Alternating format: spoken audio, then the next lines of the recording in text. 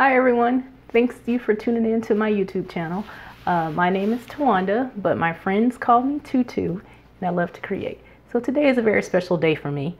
I'm celebrating Jarvis's 1 year, well, first birthday, so 1 year birthday that we met a year ago on October 29th, 2017. First, let me just talk about my costume that I'm wearing.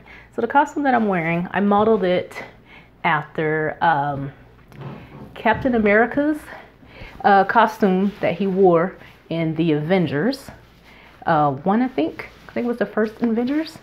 And I designed and made this cocktail dress for Stan Lee's birthday party that was hosted by Legion M, and it took place last July, mid-July I think it was, in the Hollywood Hills at a Stark type mansion. So it was a really, really good party, and I had a lot of fun at that party.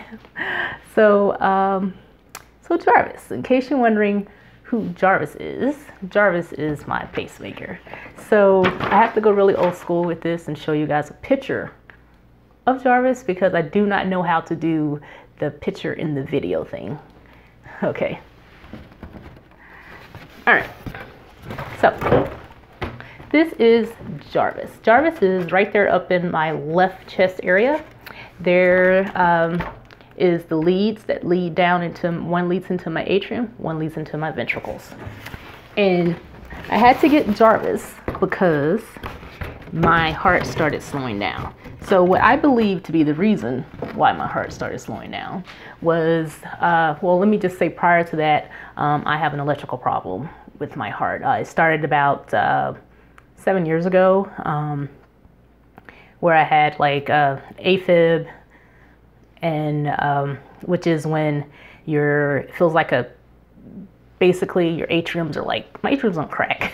That's the only way that I can describe it, like speed. That was going on with that. So I had to have 2 cardiac ablations to try to control that. So first one was for the AFib.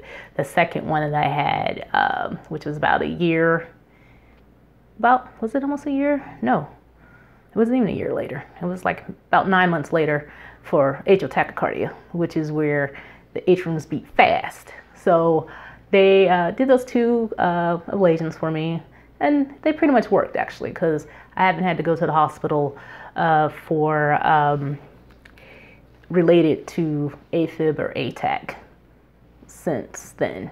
So let's get back to Jarvis.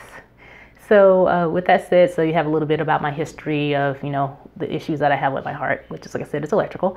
And so I went to a concert, and at the concert, my right toe got broken by accident. Someone fell on it, and it happened. So then in the pain that I felt like was so excruciating, I believe that it like shocked, or like a jolt, like my heart. That's what I think would happen, because prior to that I had like normal heartbeat.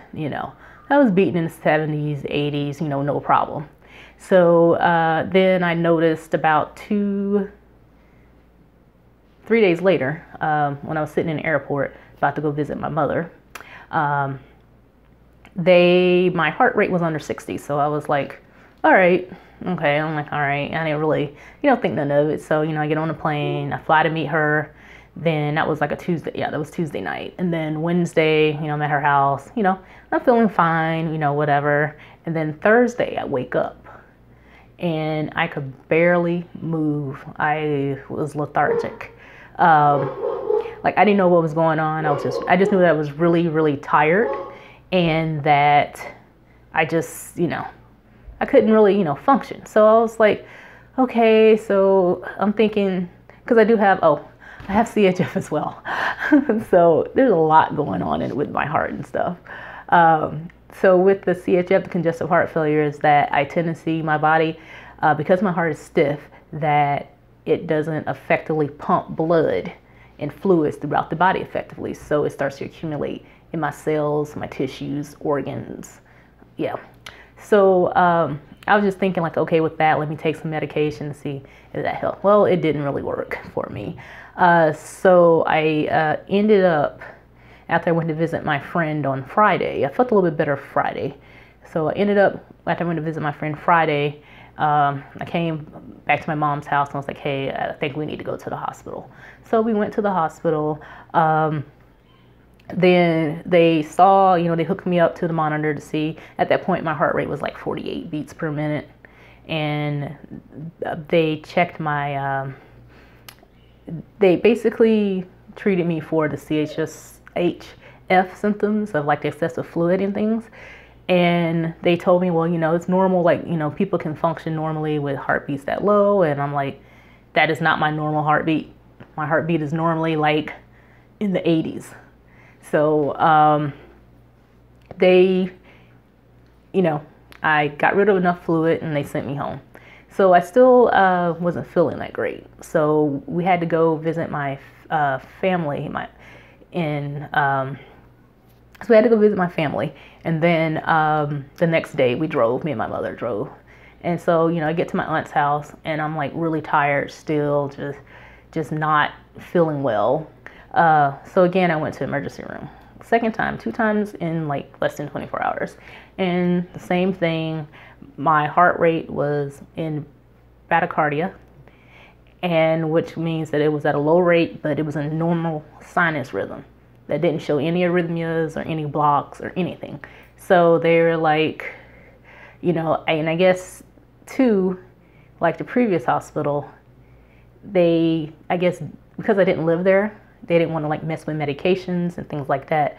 So, I told them, I explained to them, I'm like, I have to fly back to LAX. I have to fly back to Los Angeles in about 3 days. Is it going to be safe for me to fly?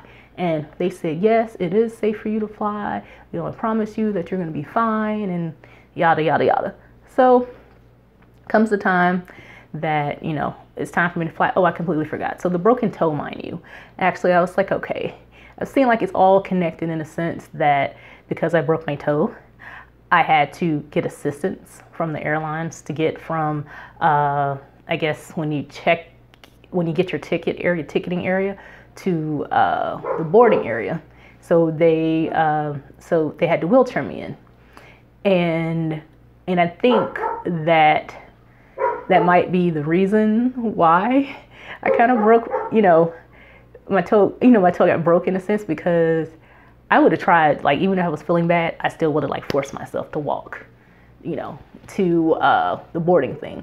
But instead, I got a ride because I'm not supposed to be on my foot that long. Because at that point, I was physically able, could not be on my foot for long periods of time. So, after I landed. Oh, meanwhile, while I'm on the plane, I have my Fitbit on and I'm checking my heart rate every so often. So I'm in like 60, 65 range. So I was like, okay, I feel, that's good. That's good that it's beating steadily, in the 60s, because I kept checking it. Then I said, after I got back home that night, I was like, if I'm not feeling better in the morning, I'm going to go to the hospital. So I ended up going to the hospital. Cedars-Sinai was my hospital that I went to. And once I told them in the emergency room what was going on, what was happening, they hooked me up to the EKG machine. And they noticed at that point my heart rate was like about 45. So it was still beating in normal sinus rhythm, which means it was beating in rhythm, but at a slow rate. So then they took me to triage. They gave me a chest x-ray, and then they told me like, okay, we're going to have to admit you. And so they sent me to, I guess, the clinical observation area. I don't know what the area was called that they sent me. It was a room with a bunch of people, but our beds were all separated by like curtains and things. I think it was like a holding room for people that are going to be admitted, I think. I don't know. But so, I'm in the room, and then I talked to a friend. She came over and she was talking with me, about, just to keep me company, to just kind of keep my mind off of what was going on. And then all of a sudden, the curtain parts. And then this gorgeous man walks in the room. And I'm like, all I could think about was, oh my God, I have a scarf on my head, no makeup, and I'm wearing glasses. And so he comes and he stops at my bed and he's like, "Hi, Miss Chandler, I'm Dr. such and such, such and such." And no, I'm not going to tell you his name because I don't want you guys to stalk him. Okay. So, and I talked with the head cardiologist of the hospital, and he's the one to determine that you need to get a pacemaker. So I'm sitting there like kind of panicking, but not panicking. But then it was like wondering like, oh my God, this really hot man is talking to me, and I have a scarf and glasses on, you know, and because I believe that God kind of had it, the information, the news, I guess, delivered to me that way because to soften the blow in a sense, because he kind of knew like I'll be a little bit more worried about how I look in front of this guy than to like receive the actual shock of, oh my God, my life is going to change now, like forever. My life is going to, you know, it's never going to be the same. And so, you know, after that, you know, he left, you know, my friend that was there, you know, we prayed together, and I called people, you know, telling them, explaining, you know, what's going on. And, you know, so then they finally got me in the room the next day, which was Friday. Then, so I get into, they get me into the room, and then I go get an MRI because they want to make sure that there's no other underlying reason as to why my heart slowed down. So, went to the EKG, the MRI, which I hate MRIs, by the way. Like, they're like these little bitty old tunnels that they slide you in, and when you have a heart, like a cardiac MRI, they strap you down in a cage, like almost like a cage thing, which you can't move. So of course they had to give me, you know, a little something to help keep me calm so I wouldn't like try to run out of the thing. So and I was worried about that too. I was like, okay, so they're giving me this, you know, this medication and to, you know, to keep me calm in a sense. And I'm like, and my heart's really slow, but it was fine, you know, I didn't have any complications or any issues. So I got out of the MRI, went back to the room, and, you know, I was, you know, doing fine, you know, slept. And then it started registering to me, like, you know, in the morning, really early in the morning, I was like, okay, I'm going to be, like, with the surgery, I'm going to have to be out of work for a while, you know. And I was like, okay, what are my options, or what can I do? And then I was like, well, I could do a GoFundMe and ask for help, you know, and that's a very hard thing for a person that, such as myself, is a very strong-willed person and, you know, very independent and also a giver. You know, I give a lot, you know, if I don't have money to give, I give of my time, you know, I volunteer my time to help people and, you know, in like everything. And it was hard to be on the receiving end of being helped. So I think like the biggest lesson that I learned was that there are people that care about me, they love me, you know, and they want to help me. But if I don't say anything to them, they won't know what's going on. So doing that GoFundMe thing was really, really, really, really hard for me. And it also made me question, like, why was I a giver? You know, like, why did I give to people? Why do I help people? And it was more like, I thought about it and I was like, okay, I help people because I enjoy doing it. And I like to, you know, I enjoy doing it. I like to be, I guess, useful to people, I guess. And it was like I said, it was just really hard to be on the receiving end of, you know, of getting help like that, especially when it comes to money and things. You know, people are really funny about that in a sense, you know. And I don't know if it's that I thought that I didn't deserve the help or what, but I don't know, like, what it really was. But, you know, I just bit the bullet, did the GoFundMe, and, you know, to my surprise, my friends and family, they stepped up, they donated money, and it was enough. I didn't ask for a lot of money, you know, just enough, I know, to cover like my bills, my rent, you know, to cover medications, and I figured, you know, that was going to have. So, you know, they helped me out, and it was a really big part of my recovery because I didn't have to stress about finances for like the month that I really didn't work. So let's get back to Jarvis's story. So then, I'm sitting there, on the phone, Facebook, watching TV, just functioning, like normal. Because, I'm just sitting still, so I'm not like that tired, and eating and, just like normal. So my nurse kept coming in the room. And like she came in there like 3-4 times. And I'm like, and I finally asked her, I said, why are you coming in here? She's like, your light keeps coming on. And I'm thinking the call light. And I'm like, I'm not calling her. So why does she keep coming in? So then I asked her for a snack. I went to the restroom and then I got back into bed. Oh, by the way, I was on bed arrest. I had to call it bed arrest because I wasn't allowed to go to the bathroom by myself. So they would have to, I tried it one time and the alarm went off and they come running in the room. And I was like, I just want to go to the bathroom. They're like, well, you're not allowed to get out of bed by yourself because you're a fall risk.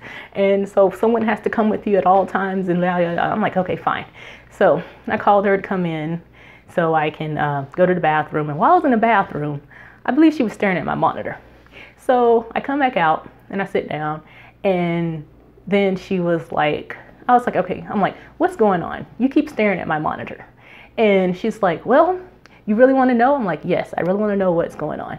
And so she finally tells me that all the, while I am functioning, normal, I guess, on the phone, eating, talking, laughing with my friends and, doing normal functioning things, I was in a 3rd degree block. Now, with a 3rd degree block, normally your ventricles, I guess how it is, let me explain what a 3rd degree block is first. 3rd degree block is when your upper and lower chambers completely stop communicating. So they're beating independently on their own.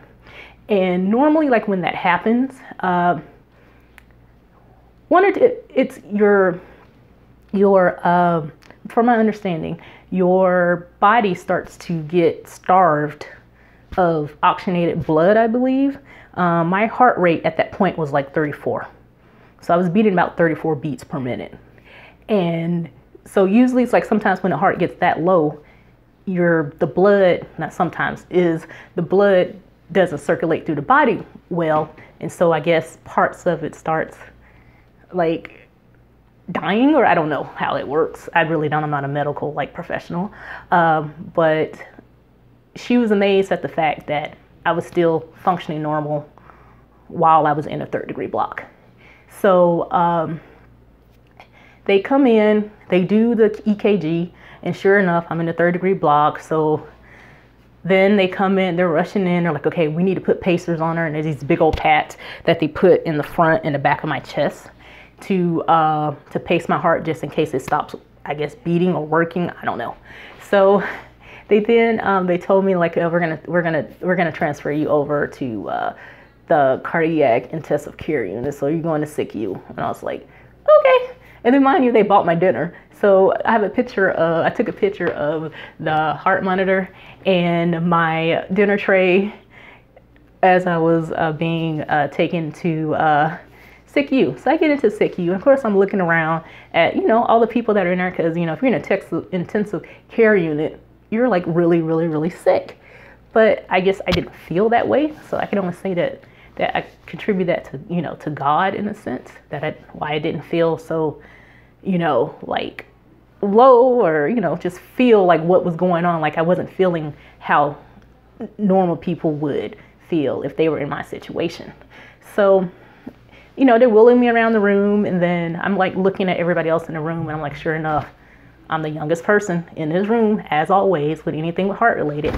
So, and they were all like really, really still, wasn't moving. And I'm like laughing, talking to the nurse, and, so after they get me settled in the room, I look, because the way my room was situated, I was able to see the big screen monitors that they have. So, and you see everybody else's heart rate. They were like 100, 120, whatever. And here mine's little engine that was putting around at like 40, 45. And so I guess at some point, a couple hours later, I entered to the 3rd degree block again. So then they had, I guess someone from the surgical staff or someone called me, and there was like, Miss Chandler, we're gonna move your surgery up to tomorrow morning. So mine is just Sunday morning, and they're like at 8 a.m. So here I am like panicking, like, oh my God, okay, they have to move it up sooner. And then I was talking to friends, and a friend was like, she wanted to come and pray with me at the hospital. So I talked to the nursing staff, like the charge nurse, and asked them like, would it be possible, because it was after visiting hours, that my friend came up to pray with me. So my friends came up from church to, to pray with me. And, I felt like, a good peace, like really peace again about like, okay, this is something that's going to happen. God's got me, and, I still have more to do on earth.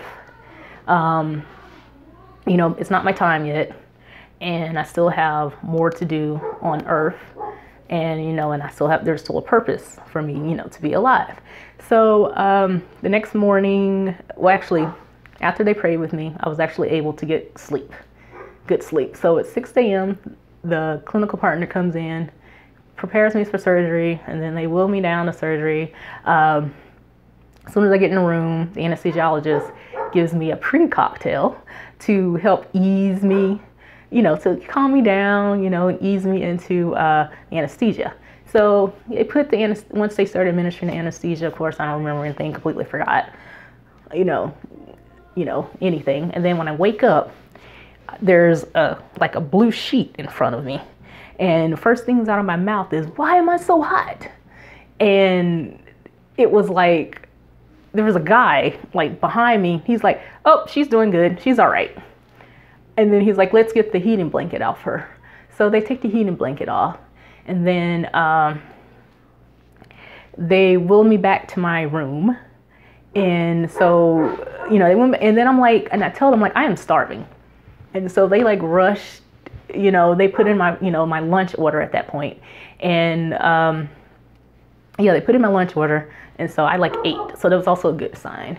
And then, I forgot to mention too, that normally the surgery would take an hour and a half. But with me, everything is always extra. I don't know why. It ended up taking like almost 4 hours, I think, because when he inserted the pacemaker and was, I guess, screwing the leads in, as he was closing up, something moved, I think, something along those lines. So we had to go back in and redo it all. So that's why my surgery lasts like 4 hours. So then so that day, even though like recovery, I worked on, I wrote on Facebook, I'm alive, and stuff like that. And, everybody was like, oh, that's great to hear, news and stuff like that. And it was kind of weird, because now I have a device that is keeping me, alive and able to function normally. And I guess it's a bad situation that I'm trying to make the best of, in a sense. So that's why I'm like celebrating, that it's been a year, that I met Jarvis, and some people may think it's funny. I don't care, silly. I don't care, it makes me happy, to do it. So that's why I do it. So then, let's see. So a week later, I went to, I had to go get Jarvis interrogated. Now, again, I have to be old school with this, because I do not know how to do the picture and the video thing. So this here is a picture of me with the surgical tape that I had to leave on for the healing of my incision. So my incision is about 1.5 inches, and it didn't really hurt that much, because they told me I barely bled during the surgery. So it was just that I think the topical waterproof bandage that hurt the most, because it was like pulling on my chest, every time I moved. So I think that was the most pain that I actually felt. But because the actual incision, I didn't really hurt that much, but I took like, Tylenol, and I had to like ice it and everything, that felt like it was getting hot and stuff. So then when they interrogate Jarvis, they use this computer case. Now my Jarvis is a Medtronic pacemaker, brand pacemaker. And no, they don't call it Jarvis. Jarvis is a name that I gave it because I read when I was doing my research about pacemakers how people name their pacemakers. So I put like a poll on Facebook. I'm like, okay, what should I name my pacemaker? And then a friend suggested Jarvis, and I was like, oh, that's perfect. It's like Iron Man, you know, like in a sense, you know, because Jarvis computer system, you know. So I was like, okay, perfect. So that's what I'm going to name him, Jarvis. So he's been like referring to as Jarvis ever since then, and all my friends know it, as they know exactly who Jarvis is when I speak about him. So, so this picture here is how they communicate with Jarvis, which is with a mouse. And that mouse is draped over top of him, and it turns green when they in the right spot to communicate with Jarvis. So it's really strange in a little bit that they can make Jarvis do whatever they want, in a sense. That Jarvis has a serial number written on his case, and there's also serial numbers written on my leads. Now, Jarvis is, let me explain exactly what Jarvis looks like. Jarvis has the two leads leading out, and it's encased, and it's a computer and a lithium battery encased in a titanium steel. So that is pretty, you know, cool, I guess. So I like to call myself a cyborg. And because, you know, like I said, I try to have like, you know, fun with it and make the best out of, you know, a bad, you know, situation and stuff. So I put, oh, let me tell you what I can do. Oh, let me answer this question, because this is probably the burning question on everybody's mind.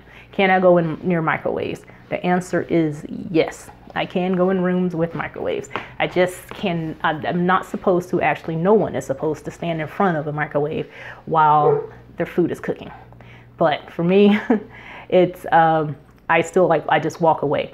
Although I will admit though, if it's an industrial microwave, I definitely can't be near it because I feel it like affects me in a little bit. So, other things that affect me are, speakers, giant speakers, like really big, tall speakers. I can't go near those neither. It interferes with the signal.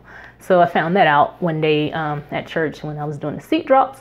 I went too close to the speakers and I started feeling strange. And when I checked my Fitbit, my heart started slowing down. So I'm like, okay, I need to move. So I moved, and then interference went away, so everything returns back to normal. And then I found out too that I can't be that close to the stage, so I'll never be able to see New Kids on the Block in the front row. That is a bummer. So I have to probably remain about minimum of like 15-20 feet away from like the front of the stage, and then probably giant speakers, probably, you know, more than that, you know, yeah, probably like about 20 feet away from like any speakers type of thing. Let's see. Oh, and then my days of riding roller coasters or anything that has over-the-shoulder harnesses that strap you in, I can't do that anymore. So I'm kind of bummed about that, because I'll never get to ride the Harry Potter ride again at Universal Studios. So yeah. Also, I'm not sure how I do with remote rides, you know, rides that are remotely controlled. So rides such as like Cars at Disneyland, I really love that ride. I don't know if I'll be able to ride it again. So I'm really, you know, that's like, you know, probably the worst part is, you know, having to make that adjustment on, you know, if I go to an amusement park, I have to be very aware of what type of electricity that I'm around. Oh, I can't stand near cell towers neither. That's another thing. Walkie-talkies have to remain a minimum of 24 inches away from Jarvis. And that depends too on, I guess, how strong they are. So yeah, they have to remain 24 inches away. Cell phones, laptops, tablets have to remain a minimum of like 6 inches away. And I was really worried because, you know, as you know, I sew. So I was worried too about like the sewing machines. And will I be able to sew again? You know, and will the motor interfere? And because in the manual, in Jarvis's manual that I have here, it states that I have to keep a minimum of 15 inches away from sewing machines. like that was like one of the like that I had to like, so I was like, okay, I'm like, am I going to be able to still sew? So I finally developed a method that enables me to still sew, and I don't feel any interference with Jarvis or anything. Let's see. Oh, so because I have Jarvis now, I have to tote a card. And this card here identifies that I do have a medical device implanted in my heart. And it has the serial numbers on it, the date of implantation, and my information. And I'm supposed to show this to people like walking through security and stuff. So since I can't, well, I guess I can. They said I can just walk through the metal detectors, just don't linger there. But for me, I just don't want to chance anything. So I tell them about it. They shut them off, move them out the way, let me in, and they just search me manually and things like that. So yeah. Oh, and then before I forget, now Jarvis, I get to interrogate Jarvis, like upload data to my doctor via Bluetooth on a cell phone app that I download. So, and then this is kind of what the box looks like, and I'll show you what the case, what the device looks like. And it acts the same way as the mouse I showed you previously, and how it communicates with Jarvis and downloads information and sends it to the doctor so they can analyze it and stuff like that. So let's see. Well, I hope you guys enjoyed my story. I didn't mean to be so long, but that's just how it is. I'm a natural born storyteller. So until next time, have a good evening. Bye.